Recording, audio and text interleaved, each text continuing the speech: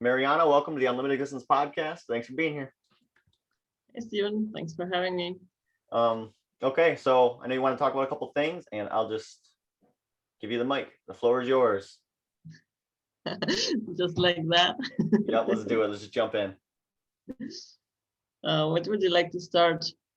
So I mean, I did a little bit of reading on chaos magic in the past. I was really intrigued by it, but it got put on my list of things to read more about, and I never really looked into it. But I would really love to hear more about chaos magic. You want to start there? Sure.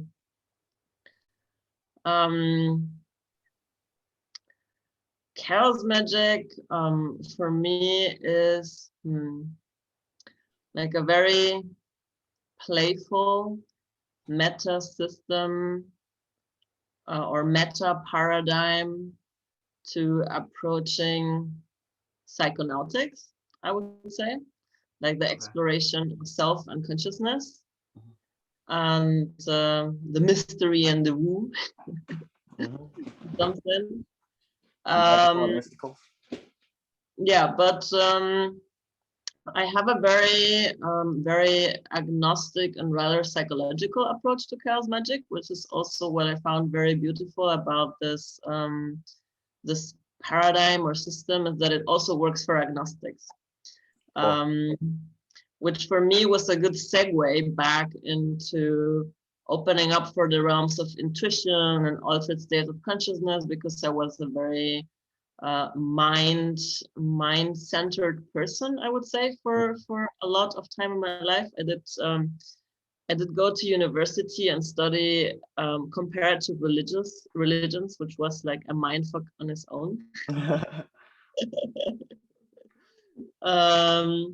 But left me like with a very agnostic stance on looking at religious phenomena or spiritual phenomena. And before that, before I did study, I did have like a very deep interest in magic, mysticism, philosophies, metaphysics, and my own like very eclectic spiritual seeker's path, I would say, like when I was a teenager and up till my early 20s when I started studying. And religious science or comparative religions was what like the first big paradigm shift in my life, in the sense that at some point in the first semester where the professor was very keen on like getting all the new agers out of his class. So like my meticulously arranged worldview, which I was very proud of as a beginning of 20 something, was like, well, I had like this figured out between like so many different philosophies and religious, and made my very own thing, and then realized like everybody's doing that, like, so well, then it's not so special anymore. Yeah. And I had like to make a decision: either I keep believing what I was believing, or I keep studying the subject that I'm studying. And I decided for studying. So like I threw everything away I believed in, and just adopted this mindset of methodological agnosticism and looking at everything to do with spirituality and religion. And chaos magic kind of like picked me up there, because it did not require for me to actually believe in any paradigm, because it posts the tenet of belief as a tool, right? Wow. So it's like a cognitive function, or it's a function of our consciousness that you can make work for you to like kind of like trick your system into doing awesome shit. Yeah, right. Yeah. That's too cool. Yeah, like tricking into doing what it didn't know it could do, almost. Yeah, something like that. So like I perceive somehow like chaos magic to being like it's like stripping down everything about like occultist practices into the very basic tech of consciousness alteration and consciousness exploration, and then using that as a method to hack your system, to implement change within yourself. So you can do a lot of transformation work with that, a lot of illumination work in the sense of psychonautics and like looking inside, exploring yourself, exploring your psychology, and finding ways to implement changes so that you can change your reality. So basically also the tenet is that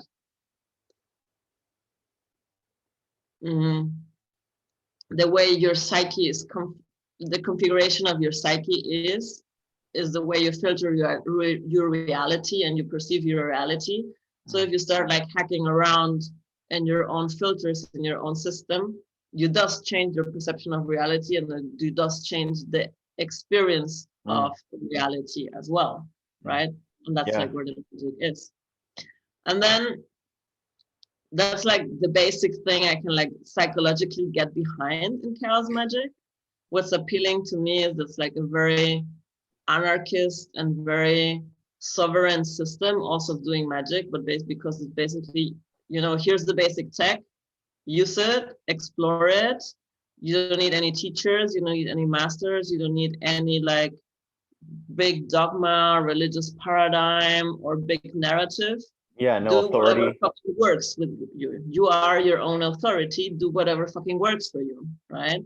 So like experiment with the tech, and the whole approach is also very, you could say it's like a bit scientific in the sense that you're encouraged to like, you keep a journal of your experiments and say, okay, I did this and this was the parameters of the experiment, this is the results I'm getting, so that you have like a record also to look into like what is working for you, what is not working for you. So there's like this explorer's mindset about it that I like a lot. And well, nobody will tell you like, yeah, this worked for me, you have to do it this way, this is going to work. No, it's like basically everybody is their own authority in the exploration of magic, consciousness, whatever you want to call it. And then like from the creators of chaos magic, which would be Peter Carroll, he like started dipping and diving. Obviously, like all kinds of paradigms of magic have always, or occultism have always integrated the scientific theories of the time, right? So when the birth of chaos magic in the 70s and 80s from last century, it was quantum physics and quantum mechanics that it was kind of like the new shit that got like absorbed into chaos magic theory. So there's like this tenet of magic being like the thing of like influencing probabilities of some event happening by summoning some energy, summoning some psychic energy into the quantum field, and thus like shifting shifting the probabilities of the outcome you want to happen, right? So it's like more like influencing stochastics and influencing probabilities than just like done some more ethereal concept of magic. And it's very fucking punk. So that's what I love about chaos magic. It's very what? Punk. Punk? Like punk, like punks, like anarchists. Oh yeah. It's got that, say immediately that very like self-sovereign, libertarian, anarchic heart, you know, or even, you know, to pull words from the crypto space, decentralized, like the whole is contained within each cell of this network, because, you know, there's not like a governing authority over how it operates or works or evolves, which is the coolest part, because like for things to evolve, I believe in the way that they ought to, is when it comes from outside of our head, you know, when we're not thinking it up, when it can come from the inside out, and when there's like one authority dictating what changes for everything, that's not very natural. It's not from the inside out, you know. But, exactly. So it favors like direct experience. You're the own authority of your experience. And I mean, in terms what you can experience is we're practicing magic is like, well, the question is, does it happen outside of your consciousness? Is it just in your own consciousness? One can like take both stances on it. But at the end of the day, it's an exploration of perception, of consciousness, of what happens inside and your connection to life and your connection to the whole, right? So that is what I would say at the end of the day it's about. And for me, it's like, yeah, it's anarchic and it's like a path of liberation, because like what it aims,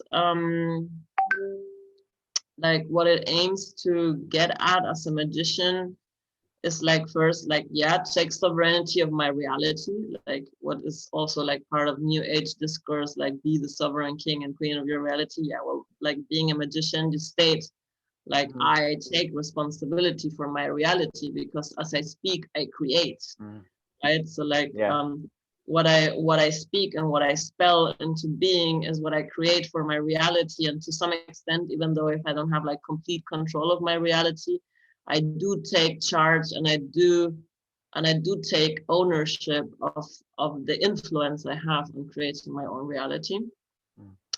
And it also is about deconstructing and deconditioning all of the programming we receive from culture, school, into like, yeah, peeling back all those layers of programming, making paradigm shifts, like liberating from thinking constraints and getting closer and closer to the core of who you actually are. And by thus increasing your power to be in the world and to create in the world, right? To be a sovereign creator. And that, yeah, that is what I perceive as also like doing the great work, which is something chaos magicians like to say, like they're doing the great work. The great work is a work of liberation and empowerment, of the true self and the true will. Yeah. That's beautiful. Wow. So I guess that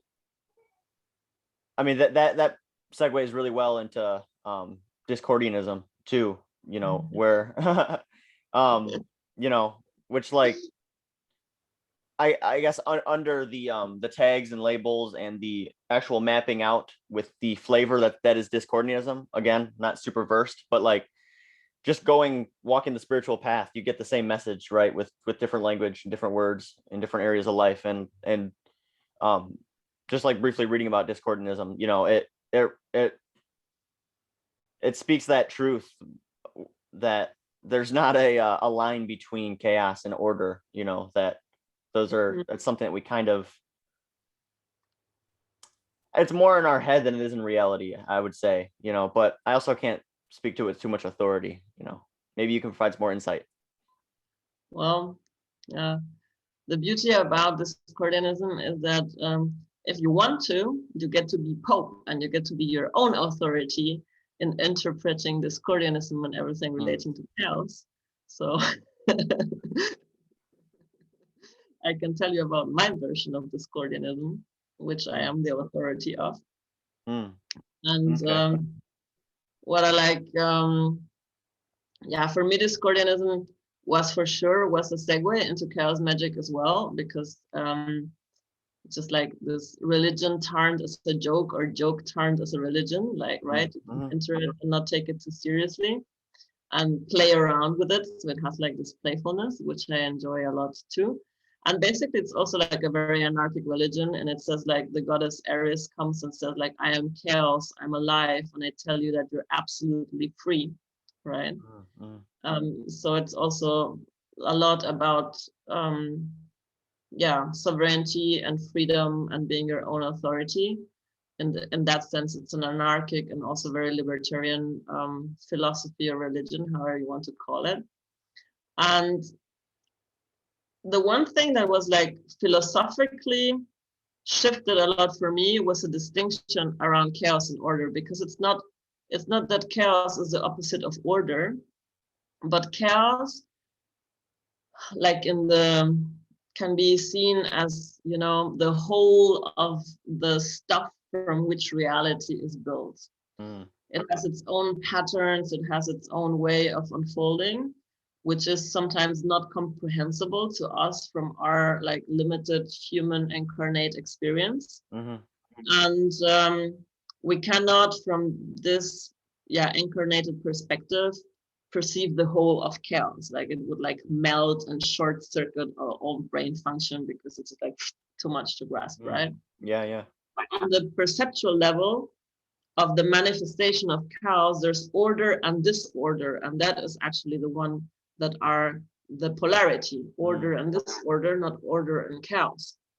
And then we have that, like usually in our society, there is like a judgment that order is good and conductive and disorder is somehow bad. Mm, But what discordianism does, or like one of the pages in the Principia Discordia, is like shift that perspective and to say, no, you have two sides of order and two sides of disorder. There is creative order, right? So mm-hmm, like there's order that is conductive to nourish you, to support you.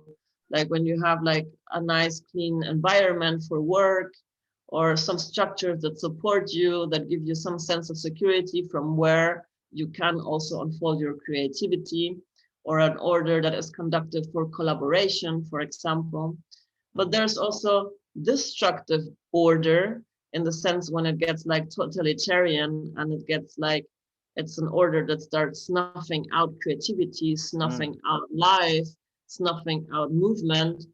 And you could also say like perfect order would be stasis, like nothing would ever change in perfect order, right? mm-hmm, yeah. So if you have perfect order, there's also no evolution.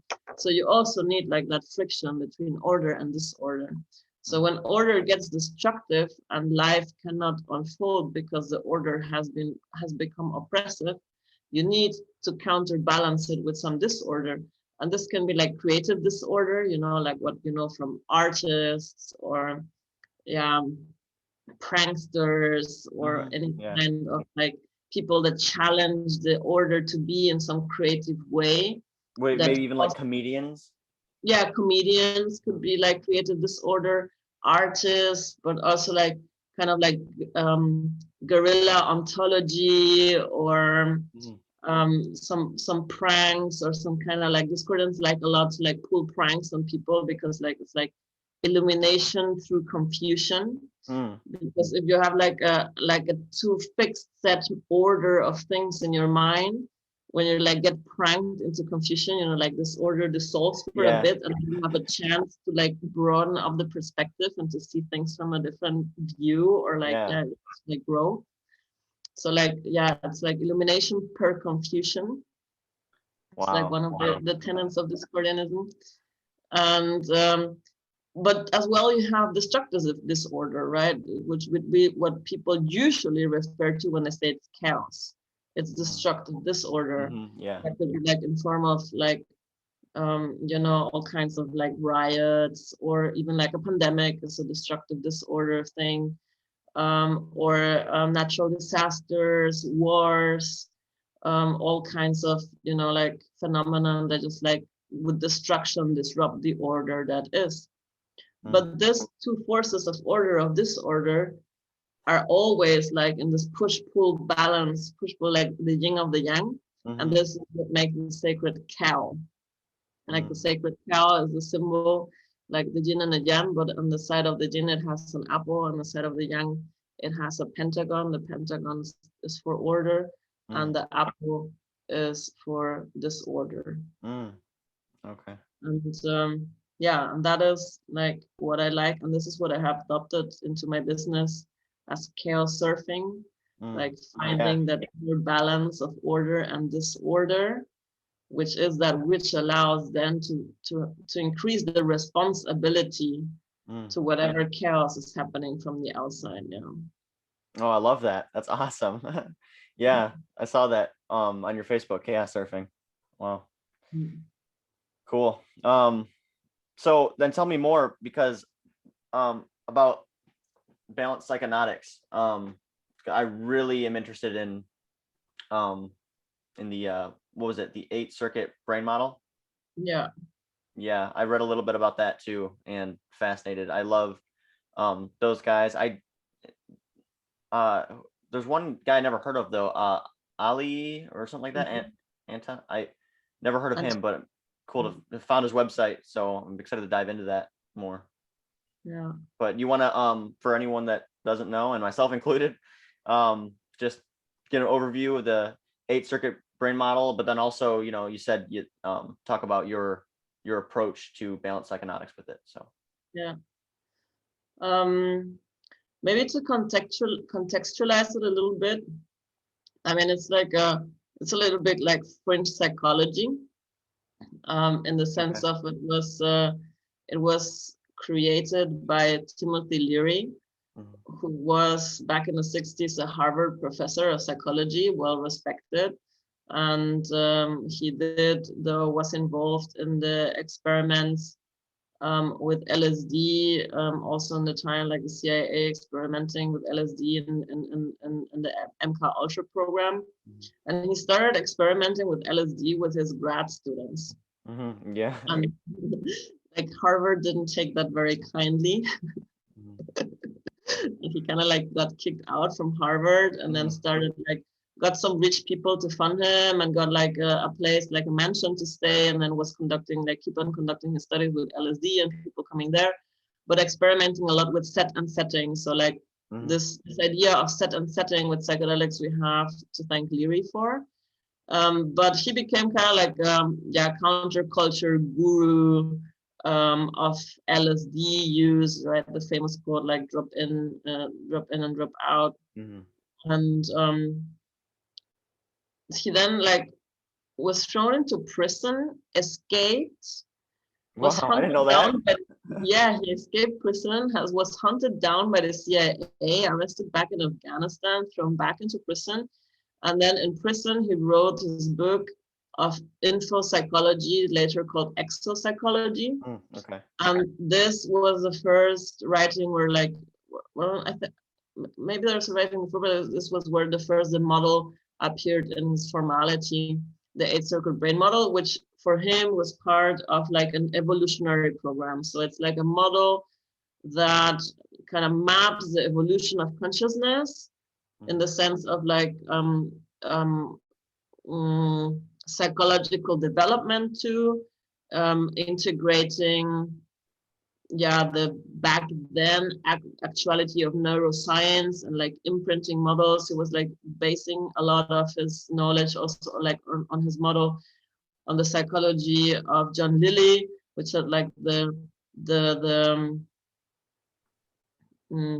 humans as programmable biocomputers in a sense. So it was like a very technological term with the circuits thing and the brains and the different part of the brains and this evolutionary psychology and evolutionary biology to integrate as like kind of spiritual perception into that, because you draw a lot also from Sufi practices and Sufi theories and strain of thought, as well as like the chakra system also like kind of influences thinking in this model.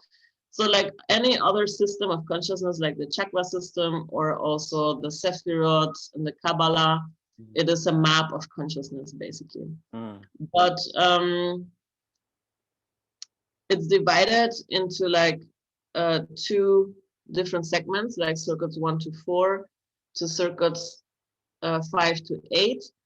And circuits 1 to 4, he called like the terrestrial survival circuits, and the others like the post-terrestrial, post-survival circuits, because he had a thing like for humanity is set out for space migration. So the evolution of consciousness and the evolution of the human biocomputer goes in the direction that it allows for the expansion of consciousness and intelligence increase, as well as longevity and space migration, which was his famous SMILE program.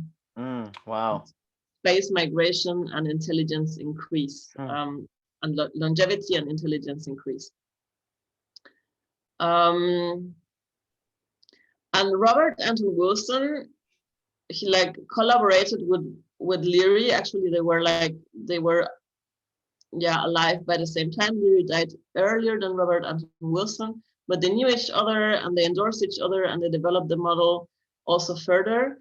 And Robert Anton Wilson was kind of like this very eccentric thinker, philosopher, but also like he had like an encyclopedic wisdom in a lot of different cultural sciences and also like some of the natural sciences, and was a Discordian as well. Like he was one of the Discordian luminaries, and he was also the one that actually popularized Discordianism by writing this novel of the Illuminatus trilogy, where Discordians played a role and were the good guys of the story, right? Nice. Like fighting the order, fighting the Illuminati.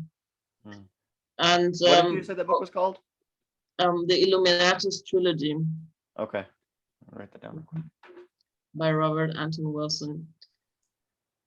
And he wrote this book then where like the first approach to try to make this model useful with like exercises with his book Prometheus Rising, which was the attempt to like make kind of like a course or like produce some sort of exercises you can do to make experiences in these different circuits of consciousness and also like try to reprogram them. And then later also like they knew, I think Antero Ali and Bob Wilson also knew each other, but they were like both part of this like more occult ring of like publishers from the Falcon Press, the original Falcon Press, which publishes a lot of like occultism and French psychology theories. And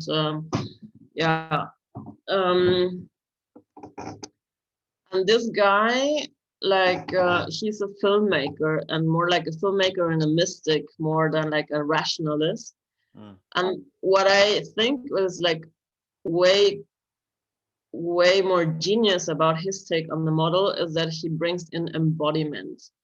Whereas Leary and Robert Anton Wilson had like kind of like this disdain for the lower circuits of consciousness, like the ego structure was like, the body or the robot, or like the ape part of self, and putting more focus to the transpersonal altered states of consciousness, exploring the higher realms of reality. What Antero Ali proposes is like you need to take the body with you in the journey.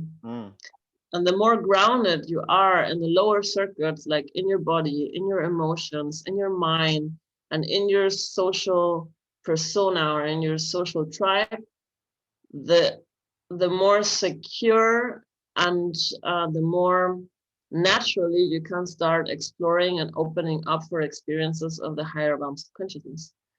Because explorations in the altered states of consciousness always brings in like shocks to the system, which kind of like act as evolutionary triggers for sure, like inciting growth, like as we spoke with like the disorder and order. So like you make experiences like psychedelic experiences, right? On the higher states of consciousness, and they will bring disorder in your system, right? And if you exaggerate on that, you can get like a pretty disbalanced system and start functioning properly or being able to navigate reality in any meaningful way, right?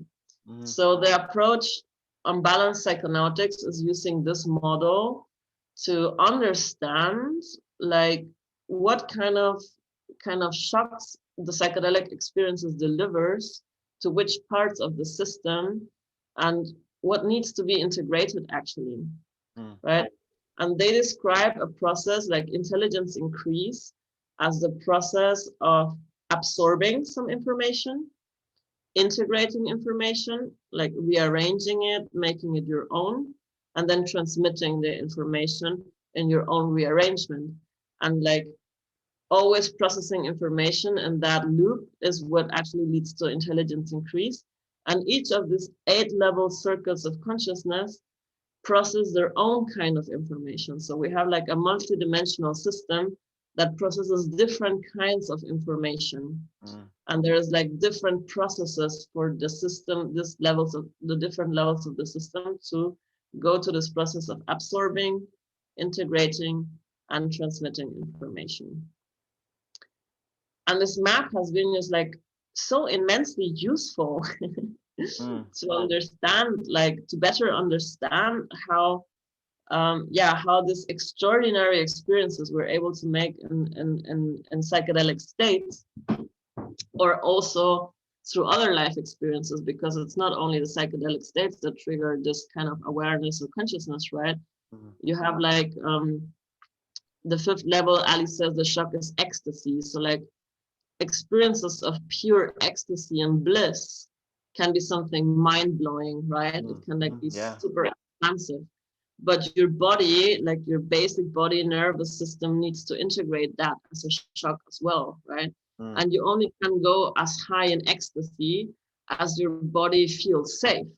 If your body is to get into a flight or fight response, you cannot experience ecstasy, right? If your body, your nervous system gets activated, you cannot experience the pleasure and the bliss of ecstatic states, and you cannot experience the flow states. So there's a correlation, right? Your body needs to integrate that kind of experiences as well and like transmute it, and then thus increases also its capacity for ecstasy, for bliss, and for flow states.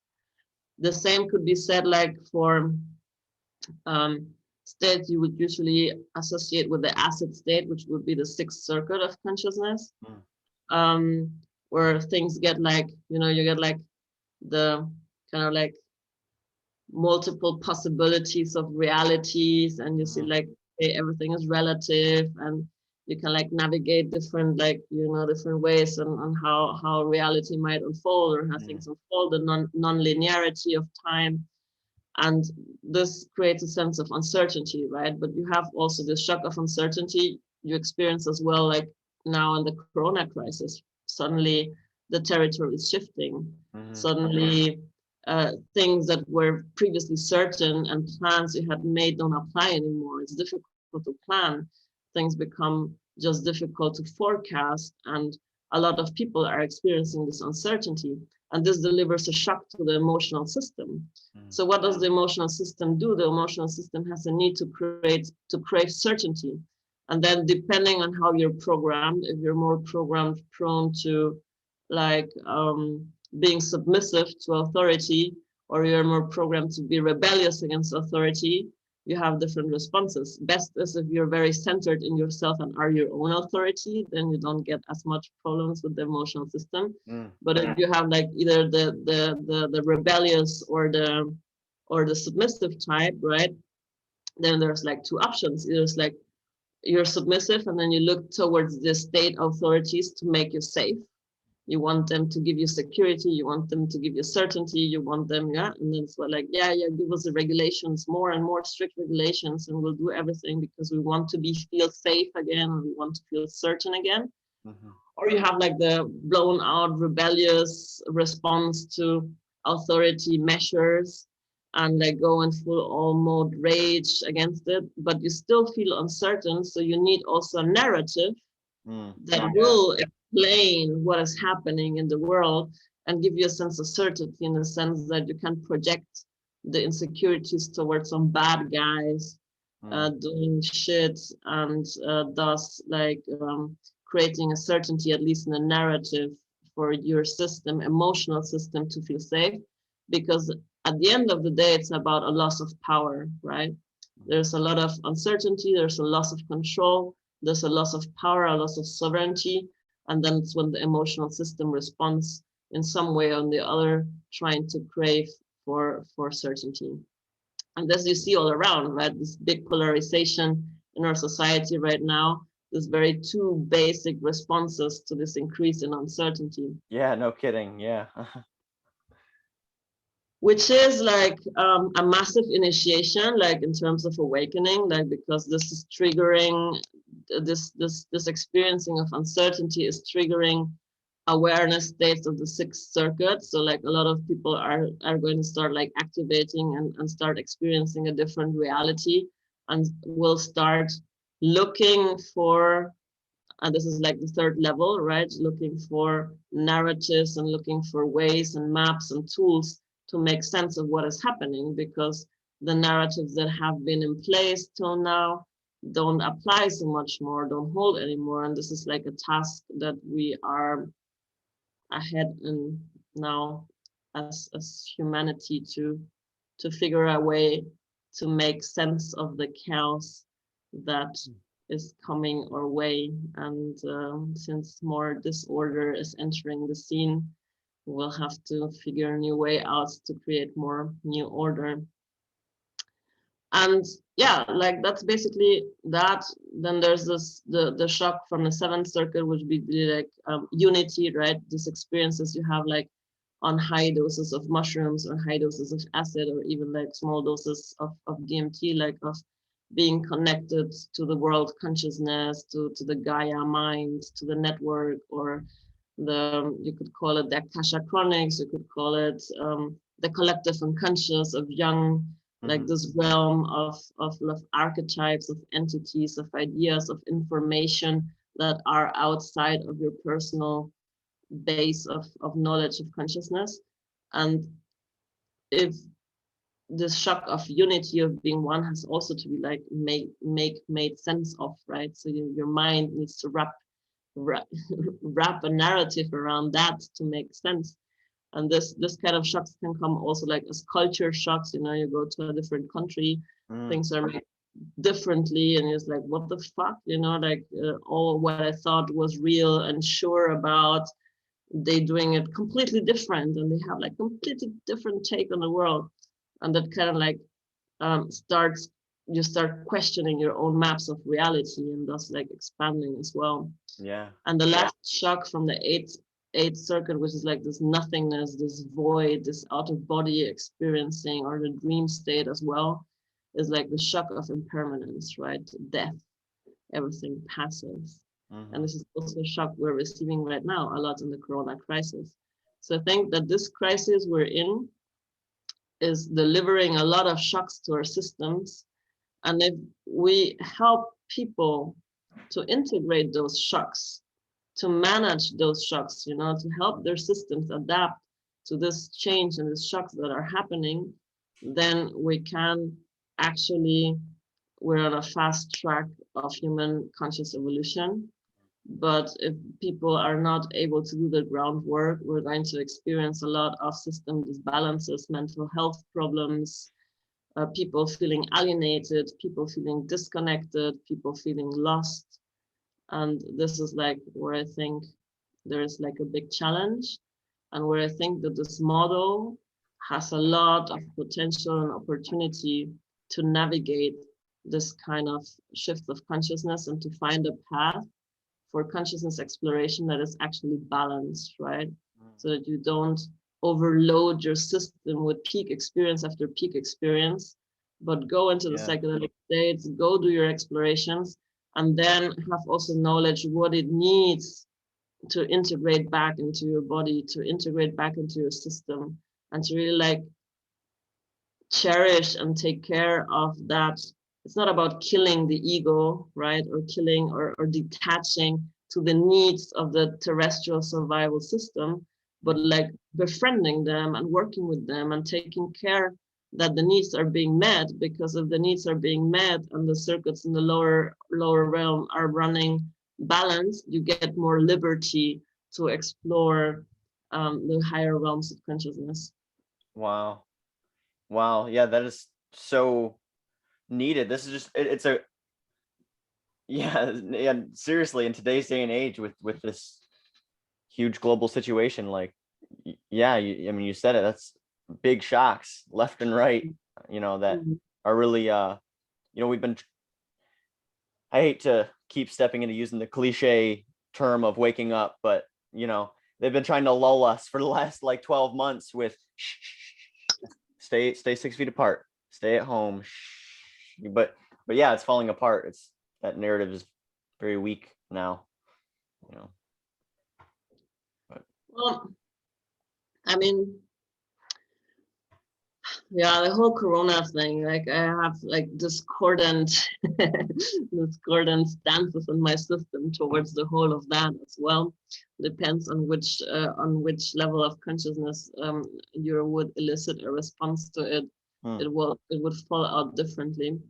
But I nevertheless, I mean, every crisis, that's like my experience or my path has shown, like every crisis is like a huge portal for transformation. Like our individual crisis, when things fall apart, it's like it's a chance, it's like a liquid state, you know, like the structures, the order you're usually running on kind of dissolve, and you get the opportunity to rearrange your system.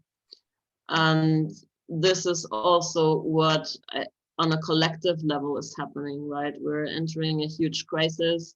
The Corona crisis is the beginning of it. The way the response has been led is going to lead to a huge economic crisis and further detachment of the financial system to the like actually like hard economic facts. So like you're already seeing the news, like Wall Street is making the big bucks again, where people are like losing their jobs and losing their homes and losing their social security, and it's just like so discordant.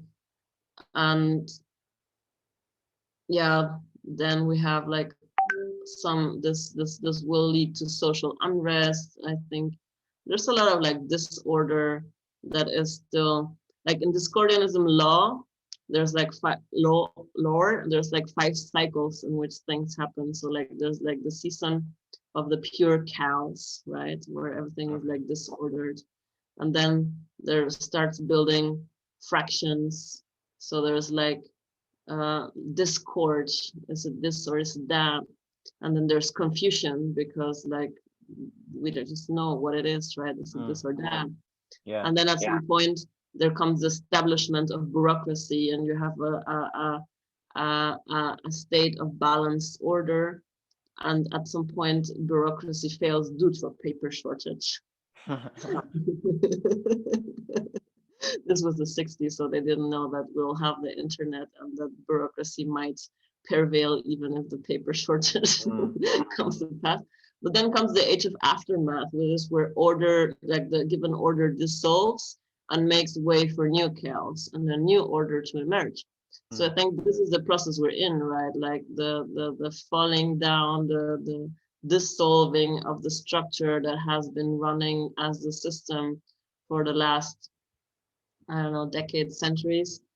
And we have the chance then to emerge with a new order. And the question is, what's it going to be? And there's a lot of tendencies towards it moving to a more cyberpunk, corporate, surveillance capitalism dystopia, which I really don't want to see as a game world played on this planet. And I rather like work towards creating the solar punk future.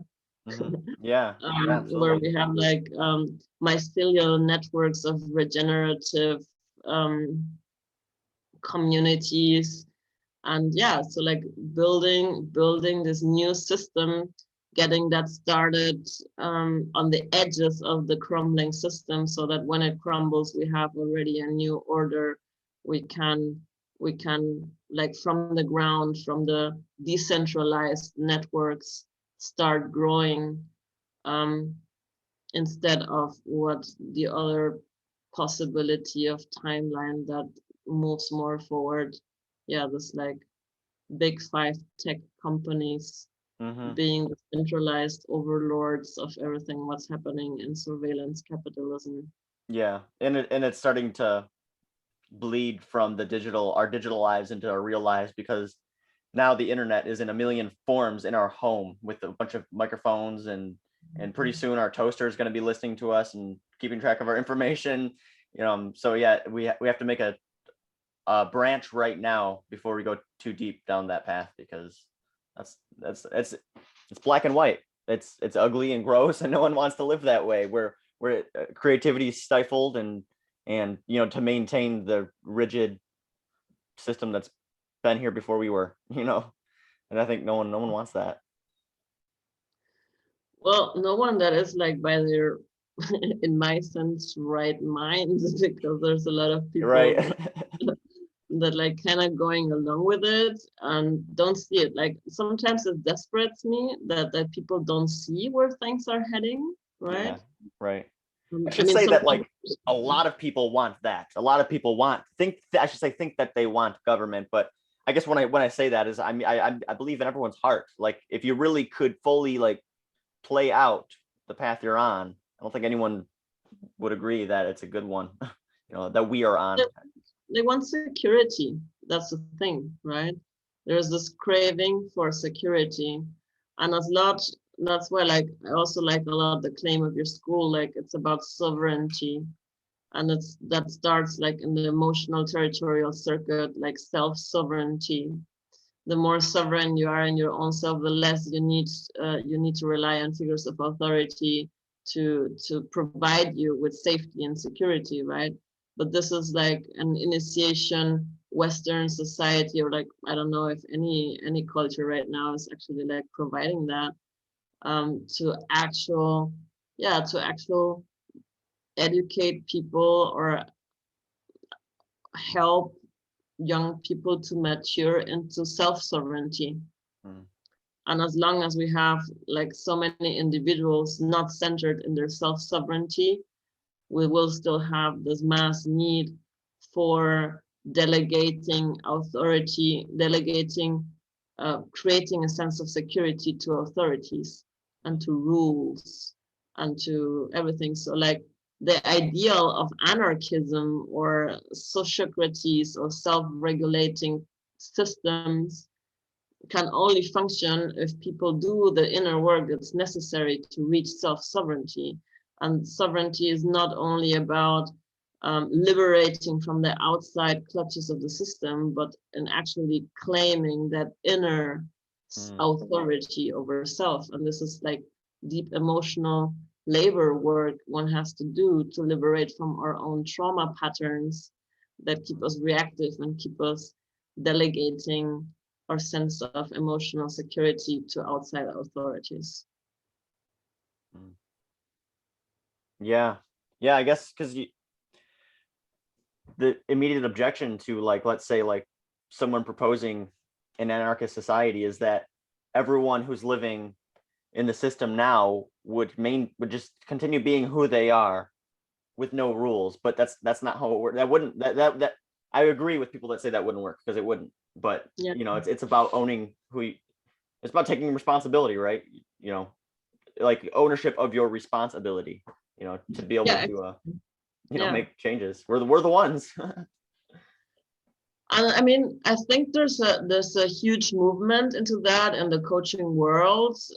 A lot of the work that people as or coaches are doing or offering is around that, around increasing sovereignty and increasing responsibility. And I like this wordplay, right, of responsibility and response Yeah. ability. Like to free yourself in a sense to be actually able to consciously respond to whatever is happening on the outside instead of just like respond from your own inner triggers or your own inner programmings.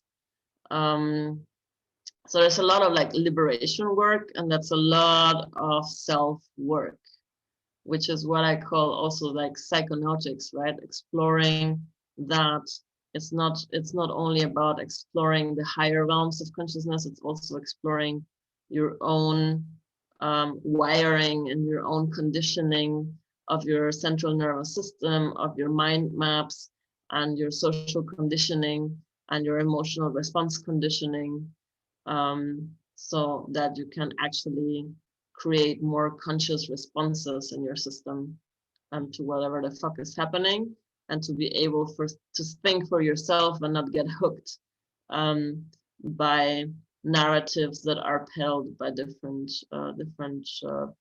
yeah different interest groups. Yeah.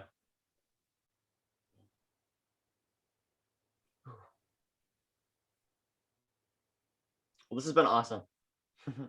Not jumping off yet, but just excited to have you on here and bring a whole new flavor. I didn't want to just be a crypto podcast, but that's where I started going. So This brings a little bit more of a wider Mm. insight onto perspectives that I want to share and put out there, so that way people can pick them up. People who are in much better positions than me to be able to do something about it, who just need a little inspiration, Mm. and just help people activate, do what they can, do what they will in their own fun way.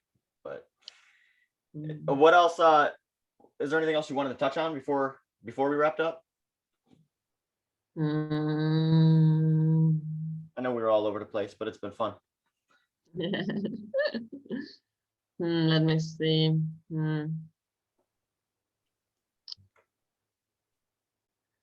Yeah, maybe to make it more personal, I would share how I got to Chaos Magic, because it's also like a fun story. Yeah, I'd love to hear it. I used to be a politician, and before I became a Chaos Magician, Would not think also, so. Hmm? So I wouldn't think so. It shocked me when he first told me that. Yeah, I used to be a politician with the Green Party in Germany. And my focus was on drug policy for once, but also like on secularism. So it was a lot about disentangling church and state, and stripping churches from tax privileges and religious education privileges. And there was like a lot of fight in me for that. It came like really from my core, kind of like fighting the terms of patriarchy and like little Mariana against the churches, right? And big fight. I established a secular movement in the Green Party, which became institutionalized and is still about and still producing papers and work. And now actually there's a new law presented by the opposition in parliament to at least like strip the churches from a lot of like tax payments that are still like residues from when Napoleon secularized church states. Where the German government is still paying like the bishop's salaries and stuff like that. So like German tax money going to pay bishop salaries. Yeah. Well, it's very absurd. And I like totally burned out doing that. Like I had a huge crisis, a huge burnout after some decisions were made I could not ideologically stand behind.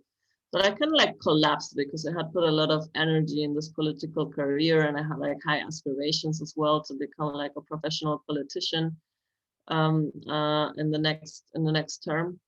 And I spent like 5 weeks in a psychosomatic clinic and reading the Illuminatus trilogy. By that time, like my roommate gave me the Principia Discordia to take with me. And then I read also like the Illuminatus trilogy. So I was like in this like, yeah, funny thing, like the Discordians and chaos and stuff.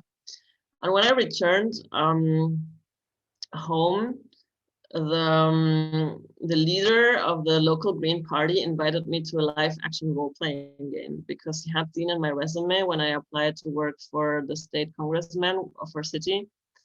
He had seen in my resume that I had put like LARPing, like live actual role-playing game as one of my hobbies. And I was like, yeah, like what's the narrative or the topic of the campaign? And he's like, it's going to be like a rebellion against the monastery. And I was like, yeah, rebellion against the church. Can I play like the rebellion leader? And he's like, nah, we didn't want to cast that role. And there's also a lot of rebels already. Like, could you imagine yourself like playing in the fraction of the old goddess? And I was like, yeah, the old goddess. Well, I'll take a look at it. So I looked at this old goddess and it was like a chaos goddess. And I was like, awesome, right? I really liked her. She was like wild and free, and she was neither dark nor light. You know, she would not go to the dark side, not to the light. She was like more colorful, anarchic, and free-loving fractala. So like there was this fractal thing about her too. And I decided to play Chaos Priestess for 5 days. So I kind of really immersed in my own like chaos philosophy thing, and I was like preaching chaos throughout those 5 days, creating rituals, confusing people, like really mind fucking people around that game. I had really fun, like really fucking mind fucking people with all that chaos shit. And I had like some semi-traumatic experiences there as well. Like shit became very real because the knights of the light were after me and wanted to burn me as a witch. So I like had to hide in the forest from them and everything. It became very dramatic. So my nervous system was also like taking this pretty seriously. It's like a very embodied experience, like actual role playing game, if you like really immerse in the role. And when I came back from that game, like it was like really difficult to cope with the reality I was living in. Wow. I was like, I had intended to like write a PhD, and I had like everything set up to get started with a PhD. And I was like, just like, no, fuck, this just does not feel aligned. And this like chaos thing was like still like in my brain. I was like, fuck. And then like I was like smoking some weed in my backyard. It was like very hot summer. And I was like, what do I do next? And then it was like suddenly became like, I want to be paid to legalize marijuana. Just like that. I was like, this makes so much sense. And just like that, then I decided like I had like some connections to the German Hemp Association and just like made them a proposition they could not resist, So they took me on their team and I moved to Berlin, and it all happened pretty fast. And I still had like this chaos symbol around my neck, the chaos sphere that I could not let go of, kind of like from this character that like stuck with me. I could not take off. And then at some point someone recognized it and I said, "Oh, you're into chaos magic." And he's like, "What? Chaos magic? What? There's something like chaos magic, like what?" And I went looking for it and I found it. And yeah, I kind of like started practicing that, and my whole way of life shifted even more. And then a lot of chaos happened as well. And I had like some very intense and also very painful experiences. But this is what happens like when you start playing around with your subconscious mind as well and start bringing up subconscious and repressed stuff. Yeah, that's incredible. You said it was 5 days that you were playing? Yeah, 5 days of Wow, chaos. that's incredible. When you were saying that, it reminded me of Jim Carrey. There's this documentary, Jim and Andy. Have you seen that? No. So he played who was it? I should be shamed for not knowing the name. A really legendary comedian from a few decades back. He died young. They made a movie about him. Jim Carrey played his role. But to play his role, he actually stepped into being Andy for months. He never left. He wasn't Jim Carrey for months. Even when he like was not filming, he would be invited to red carpet parties, and he'd be like, he would have someone call and say, "Well, Jim's not going to be available, but Andy can come," and he would be out there in the world. And he said that. So later, there's a documentary made about the making of this movie and about how later in life, how he can look back and point to that experience as throwing him out of who he thought he was and coming back to real life. Like, wait, what does Jim believe? What do I like? And all that. And sounds like you had a mild version of it. I would not say that it was mild. It was like super fucking intense, like for 5 days. And it took me around 2 weeks to like get back to my former sense of self. Wow, no kidding. And yeah, and I was like so possessed of this. I think for me, it was like also the birth of my magician self at that point, right? Because I was also like inventing these rituals that were like supposed to be just like game, but like, I mean, I was like, really performing it. So like I don't know, I felt like a lot of like energy shifts were happening, and the players participating in my rituals were also like, what the fuck, like that's fucking crazy. That's so cool. So I don't know, like I think I even adopted the name of that character as my magical name, which is like Mavis. And yeah, Mavis, which is also a character from the Illuminatus trilogy. It's like an interesting character because she plays she at least she used to play for both sides, and at the end of the day, she's like kind of like a meta archetype of woman that can be like present herself in different shapes and forms depending who, like she's a shapeshifter. Yeah. And when she presents herself or like decides to presents herself in front of someone and gives someone an experience, she will shape into something that that person needs at this moment.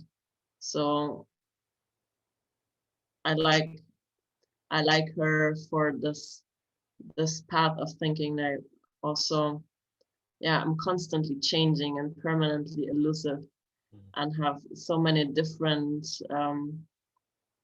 aspects of selves and personas to play around. Like I'm a role playing, yeah.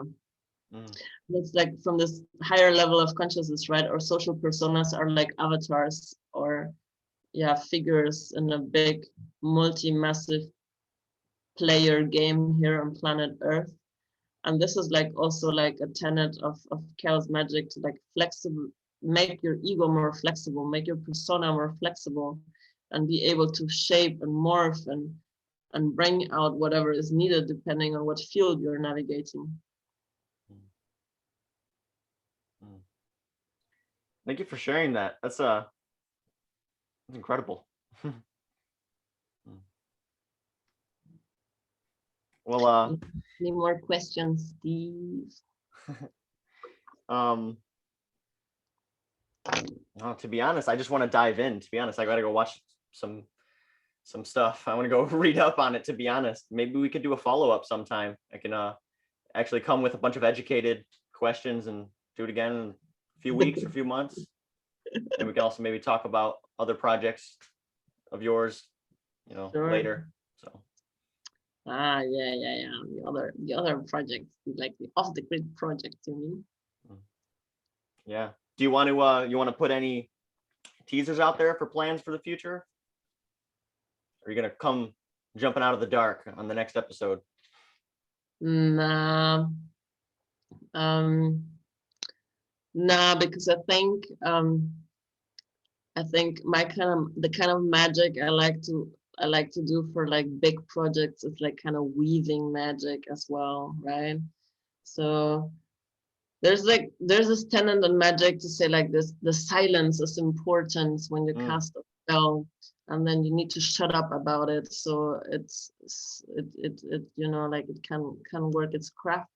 But I also think there's this other way of like weaving magic, where there's has to do a lot of about telling the stories and putting them out there, and putting the word out into the world.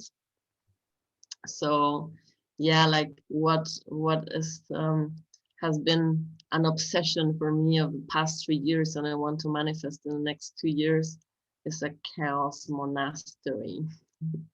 That'd be awesome. Your own monastery. Yeah, exactly. My own fucking monastery. And this is like also kind of like reconciling the little girl inside of me with what she wants and always has wanted, with what her daddy told her that she needs to do in the world.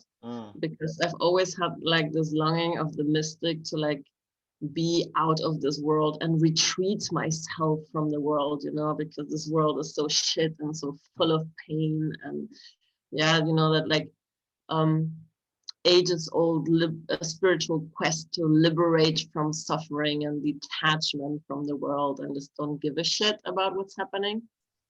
But then my dad said, like, you don't come to the world to be like all detached and sit on your ass all day. And you know, you come to the world, you have a body, you're incarnated to actually do something, to create something, to change something, right? If you're just sitting on your ass contemplating all day, you're not gonna change jack shit, right?